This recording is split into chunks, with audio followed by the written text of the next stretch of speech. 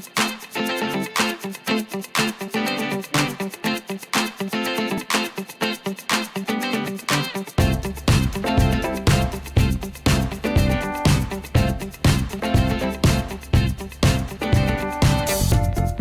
hi everybody, this is DearMamaSal, and I just wanted to take a second to explain to you about the vlog today.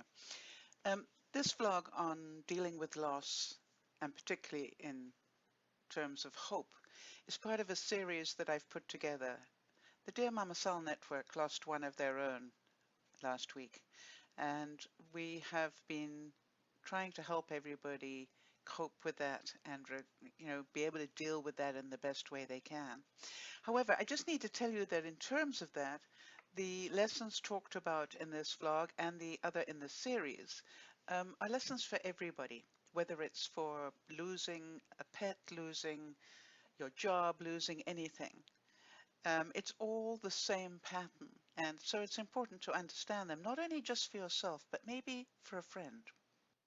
Other thing I'd like to just mention is if you are not a subscriber, you'll probably notice a very small little picture of me in the bottom right hand corner. You just have to click on there and it'll take you to subscribe. And I would really love it. For those of you who are subscribers, love you dearly. Thank you very much indeed. You've helped us get close to, we're actually counting down for 600,000 views at the moment, so very exciting. Thank you for your help. For those of you who are new, understand we are on Facebook, Twitter, and Pinterest under DearMamaSal, which is easy to remember because you got here.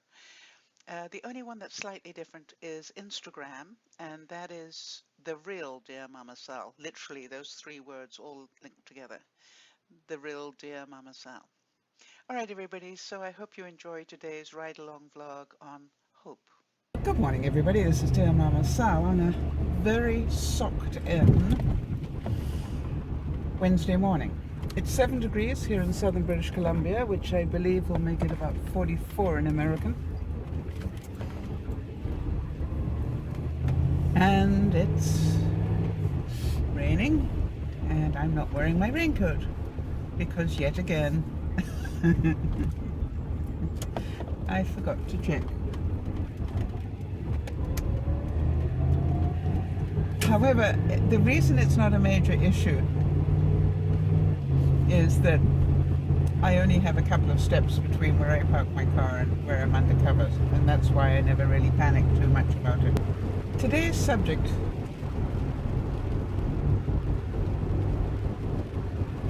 is hope. The reason I want to talk about hope is because so often when we have losses in our life, at first blush they appear almost catastrophic, or they appear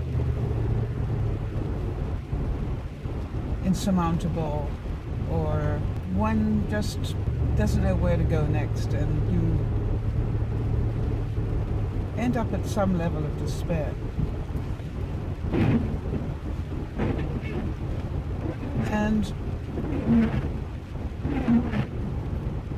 And what I wanted to say was that despair is just the flip side of the word hope. So for those of you who are supporting people who are in immense emotional pain over a loss, it's so easy for us to say, yes, but everything will be fine, you know, give it time. Or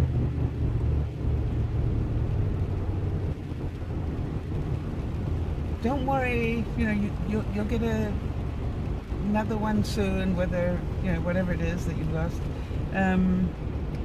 It's amazing how jolly people can be, which is great if you happen to be the person trying to cheer the other person up.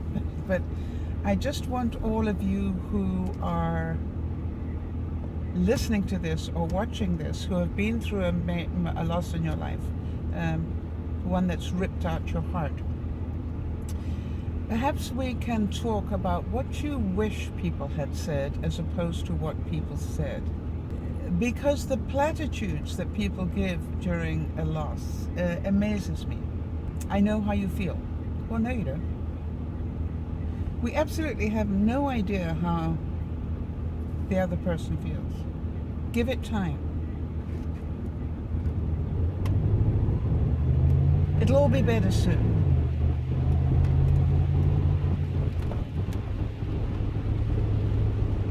And I'd like to suggest that those words that we say are, in a way, our wish, our hope for somebody else rather than a reality for somebody else.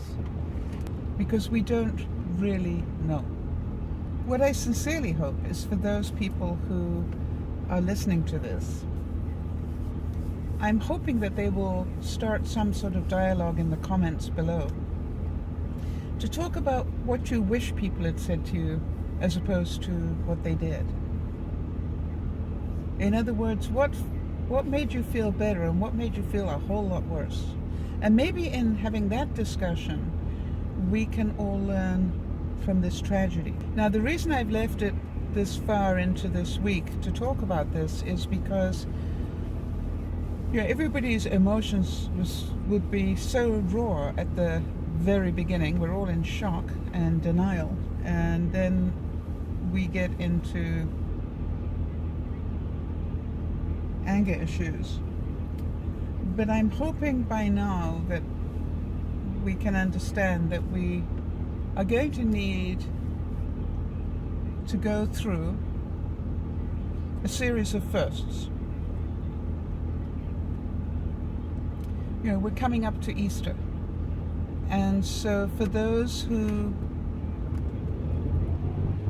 have been through this, you know that it's the most difficult time after a loss is the first of anything. The first Easter, the first summer vacation, the first Thanksgiving, the first Christmas, the first Hanukkah, the first whatever. Without the other person. The first birthdays, first anniversaries, the first.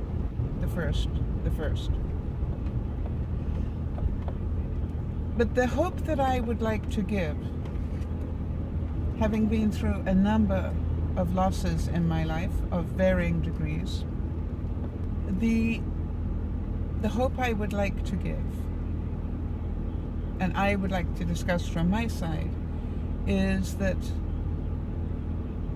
even though at the time I thought there was no possible getting around this, I was not going to survive this, I did. How long did it take? It took as long as it took. And I hope, most sincerely, that each of the people who are listening to this understand that telling somebody that they have grieved long enough is, in a way, a little presumptuous. Because you have no idea of the mental state of the person to whom you speak. You have no idea of whether they have grieved long enough. And each person, as we said right at the beginning, grieves in their own way. So some people will cry their souls out, and others will not cry at all. It doesn't mean that their grieving is any less. They just have a different way of grieving. Some people grieve in public and others grieve in private. So I hope that each one of us is very aware of this and treats each other with a level of respect. I also hope that we all understand that nobody intends to offend. Well, other than the haters. that's a whole different story. But I don't believe that people intend to offend or intend to be disrespectful. I do know, and I hope that you know, that an awful lot of people have no idea how to talk to somebody who's gone through a major loss. But I do hope that you all understand that keeping in contact with that person is so important. And from my experience, when I'm in total overwhelm, sometimes the contact that they need is very slight. I think some of the best friends that I've had would phone my home number when they knew I was at work trying to cope and just leave me a hug and saying, Sal, I just wanted to let you know I was thinking of you and sending you a hug.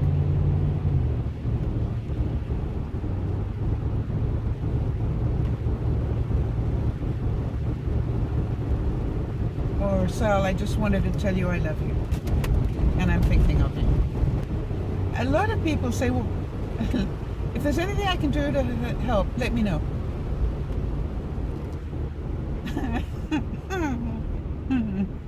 I'm sorry to laugh. I don't know about you guys, but when people have said that to me, it's like, I don't even know what I need. How can I ask you for help?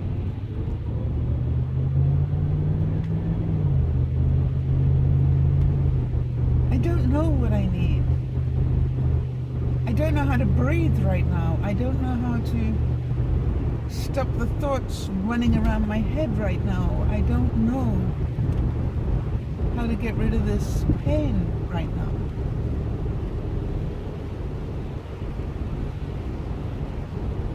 And if they come back at you with any of those sort of things, then just be gentle enough to smile and say, I know. I know. And by the way, that's quite normal.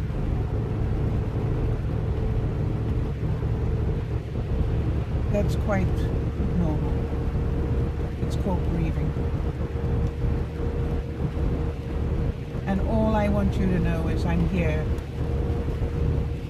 And I will remain here. Just an arm length away. If you want to cry, or if you want to scream, or you want to swear, or you want to do anything, I'm here.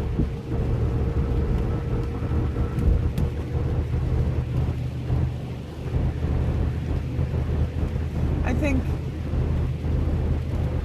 for me, and I can't speak for anybody else, what I really needed were people who would listen.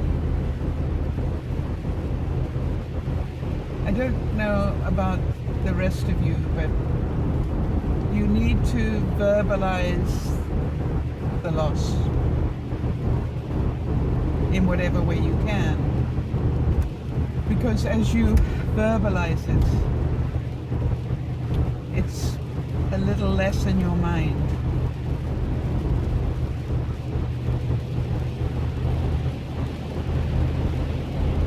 And it's not getting stuffed down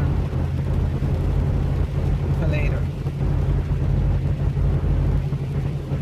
So I hope that you understand what we're talking about here, and I hope that some of you will be kind enough to let us know what really helped you when you were going through loss and what didn't.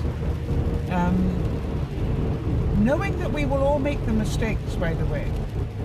I am sure that I will say quite the wrong things to the persons left behind.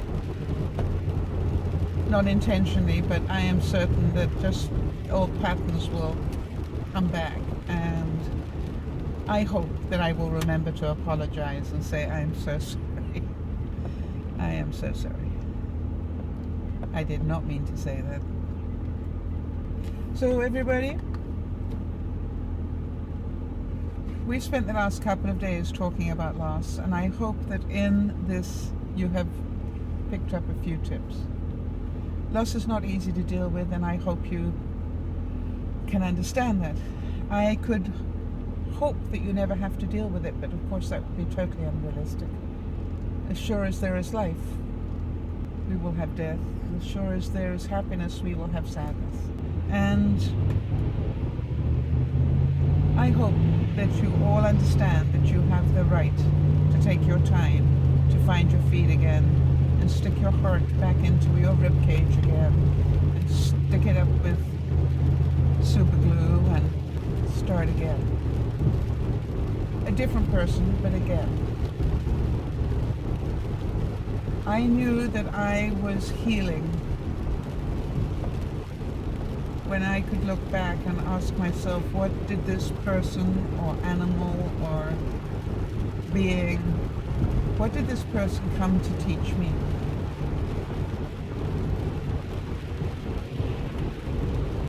And you know, some of the lessons were harder to learn than others. But I can look back on my life at the major losses and say that each person who left me taught me something. And I have held on to that memory and thanked them for it. This is DearMamaSal saying, I hope that this little series has helped a little, and I hope